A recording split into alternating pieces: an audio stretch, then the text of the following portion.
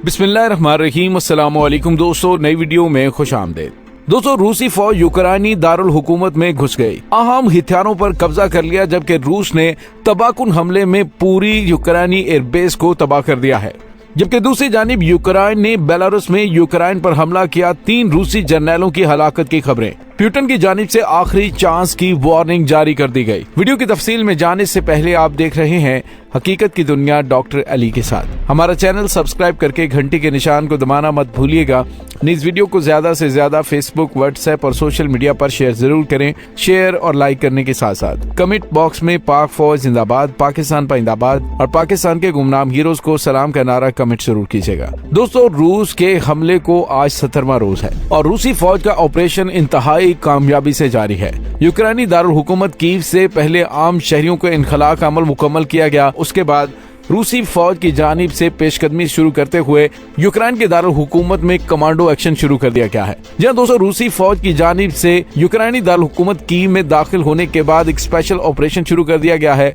ये special operation खास तौर पर कीव में तबाहकुन हथियारों पर कब्जा करने के लिए है और दोस्तों, उसमें रूसी फौज ने काफी बड़ी बड़ी कामयाबियां हासिल की हैं। यूरोप की जानिब से कुछ अहम तरीन मिसाइल जो यूक्रेन को हालिया दिनों में दिए गए थे, जिन मिसाइलों ने रूस का काफी ज्यादा नुकसान किया है, उन मिसाइलों को भी कब्जे में लेकर रूस रवाना कर दिया गया। जबकि दूसरी जानिब बड़े पैमाने पर यूक्रेनी फौजियों ने रूसी फौजियों के सामने सरेंडर भी कर दिया है। दोस्तों, यहाँ पे आपको ये भी बताते चलें कि आज रूसी फौज ने कीव के इलाके में एक बड़ा और तबाहकुन मिसाइल हमला करने के बाद यूक्रेनी एयरबेस को तबाह कर दिया है। मिसाइल हमले से कीव के इलाके में गोला बारूद के डिपो को हदफ बनाया गया। यूक्रेनी जराए इब्लाग का कहना है कि रूसी बमबारी से कीव की एक ग्रोसरी स्टोर में आग लग गई है। दोस्तों, यूट्यूब ने रूस के सरकारी फंड से चलने वाले मीडिया चैनल्स ब्लॉक करने का भी ऐलान किया है और यूट्यूब यूरोप में रूस के चैनल RT स्पुतनिक को भी ब्लॉक कर चुका है। रूसी वजारत दिफा ने कहा कि रूसी फौज अब 3491 यूक्रेनी मिलिट्री इंफ्रास्ट्रक्चर को तबाह कर चुकी है।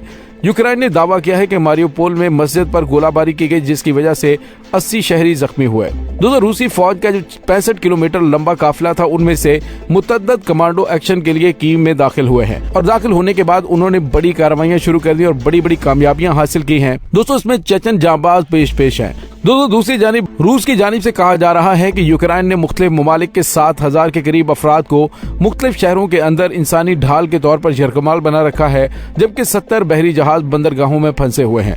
पोलैंड, मोल्दोवा और रोमानिया के मगरब में कीव हुकाम के जेर कंट्रोल इलाकों में एक राहदारी बनाई जा रही है।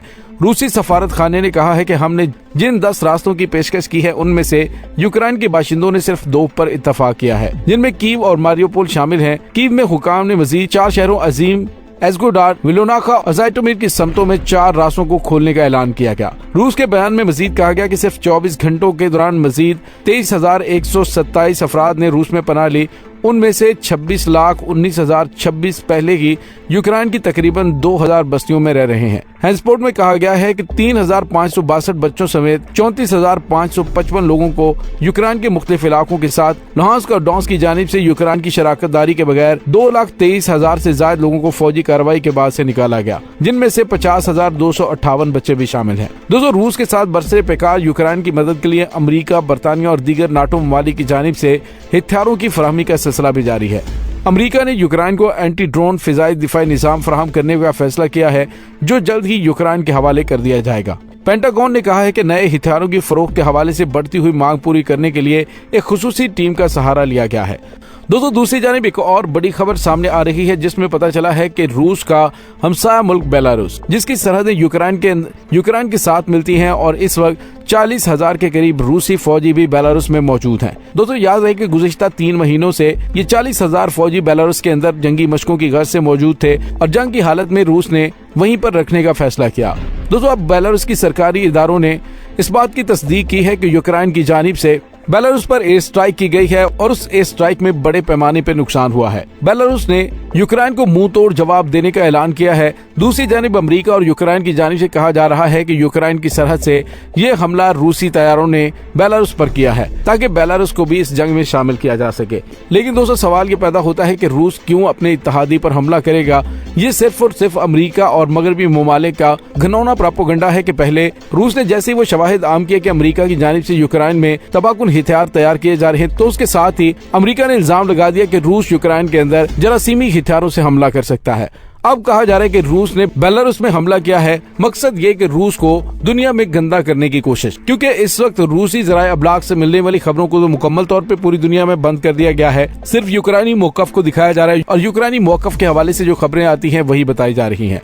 दोस्तों, दूसरी जानिब यूक्रेनी हुकाम ने एक और दावा किया है कि उनकी जानिब से किए जाने वाले एक हमले में रूस के 3 आला मेजर जनरल मारे गए हैं। आजाद जराये से इस खबर की तस्दीक नहीं हो सकी, लेकिन ये कहा जा रहा है कि रूस के 3 आला जनरल जो कि कीव पर हमले को लीड कर रहे थे वो मारे गए हैं। दोस्तों, इस तमाम सूरत हाल के अंदर अब रूसी सदर व्लादिमीर पुतिन के साथ व्लादिमीर ज़ेलेंस्की ने भी मुलाकात करने का कहा है।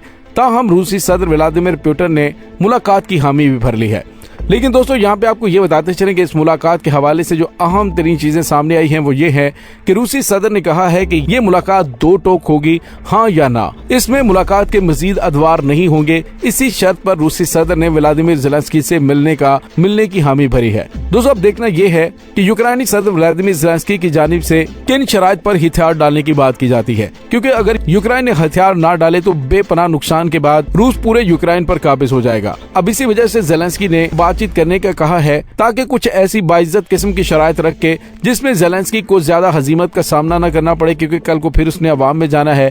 इसी वजह से उसने रूसी सदर व्लादिमीर पुतिन से मुलाकात करने और जंग बंदी के हवाले से मामला तय करने की बात करने का कहा है। दोस्तों, याद रहे कि ज़ेलेंस्की 2 रोज पहले अपने बयान में कह चुका है कि अब वो नाटो इत्तेहाद में शामिल होने का कोई इरादा नहीं रखते और उन्हें उसमें कोई इंटरेस्ट नहीं, क्योंकि अमेरिका और यूरोप रूस से डरते हैं। वो उसके मुकाबले में आने की जरूरत नहीं कर सकते। दोस्तों, अगर ये मामला तय हो जाते हैं और दीगर मशरकी यूक्रेन के शहरों को आजादाना हैसियत से यूक्रेन की जानिब से तस्लीम कर लिया जाता है तो फिर मुमकिन है कि ये जंग किसी वक्त भी रुक सकती है। और दोस्तों, अगर पुतिन और ज़ेलेंस्की के दरमियान होने वाली मुलाकात अगर नाकामी का शिकार होती है या फिर ज़ेलेंस्की हथियार डालने की उन शराइत पर आमादा नहीं होता जो रूसी सदर की जानिब से बताई जाएंगी, तो फिर उसके बाद रूस पूरी ताकत से हमलावर हो जाएगा, क्योंकि उसने इस तरह का माहौल पैदा कर दिया है कि अब रूसी फौज की जानिब से अगर तबाहकुन बमबारी कीव शहर पर की जाती है तो उसे कोई परवाह नहीं होगी, क्योंकि 80 से 85% सिविलियन वहां से निकल चुके हैं। दोस्तों, यहाँ पे आपको ये भी बताते चलें कि अमेरिका और नाटो की कोशिश है कि ये मुज़ाकरात नाकाम हों और ज़ेलेंस्की हथियार ना डाले, क्योंकि वो चाहते हैं कि जो गेम उन्होंने अरसा दराज से रचा रखी है वो इसी तरह से चलती रहे। लेकिन व्लादिमीर ज़ेलेंस्की की हिम्मत जवाब दे चुकी है, क्योंकि रूस की जानिब से जिस तरह की तबाही मचाई जा रही है उससे साफ पता चल रहा है कि रूस पूरे यूक्रेन पर कब्जे से कम पर बिल्कुल कंप्रोमाइज नहीं करेगा। दोस्तों, इस तमाम सूरत हाल के बारे में आपका क्या कहना है, कमेंट सेक्शन में अपने ख्यालात का इजहार जरूर कीजिएगा। इसके साथ ही डॉक्टर अली को इजाजत दीजिए। इंशाल्लाह बहुत जल्द मिलते हैं एक नई वीडियो में। तब तक के लिए अपना बहुत सारा ख्याल रखिएगा। पाक फौज जिंदाबाद, पाकिस्तान पाइंदाबाद, पाकिस्तान के गुमनाम हीरोज को सलाम, अल्लाह वारिस।